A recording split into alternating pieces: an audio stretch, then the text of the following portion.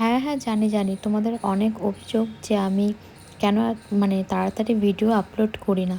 অনেক, অনেক দেরি কেন করি। আচ্ছা, তোমরা আমার চ্যানেলের নামটা তো দেখেছই, ল্যাদখোর রাঁধুনি। ল্যাদখোর যখন তখন তো ল্যাদ খেতে, খেতে এই ভিডিও বানাই এবং ২-৩ দিন পর, পর আপলোড করি। তোমরা কি রেগুলার ভিডিও চাও? তাহলে কমেন্ট করে জানিও।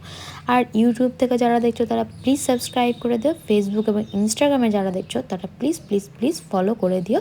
পাশে থেকো, তাহলে অনেক অনেক ভিডিও জানবো।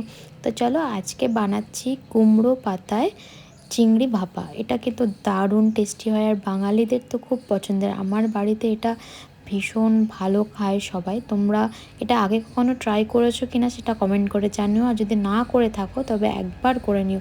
অনেকেই পাতাটাকে বেটেও নেয়, বাট আমি এখানে কুচি কুচি করে কেটে নিয়েছি। আর এই দেখো, পুরো রেসিপিটা কিন্তু আমি দেখিয়ে দিচ্ছি। আর হ্যাঁ, তোমরা যদি রেসিপিটা মানে লেখাটা চাও সেটাও আমাকে বলো, আমি নিচে দিয়ে দেবো ডিসক্রিপশান বক্সে, তোমরা চেক করে নিও।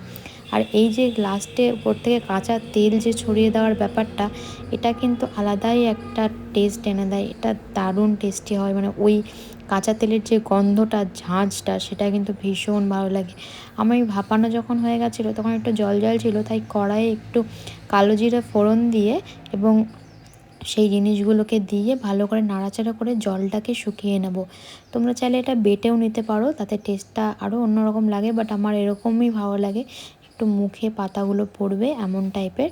আর আমি যেহেতু খুব কম মানুষই বাড়িতে, তাই জন্য আমি অল্প করেই রান্না করছি। তোমরা তোমাদের পরিমাণ মতো করো, আর একবার করে কিন্তু আমাকে অবশ্যই কমেন্ট করে জানিও যে রান্নাটা কেমন হয়েছে। আমার তো ভীষণই টেস্টি লেগেছিলো, সত্যি বলতে খুবই ভালো লেগেছিলো। গরম গরম এরকম ভাতের সাথে খেতে কার না ভালো লাগে। আচ্ছা, টাটা।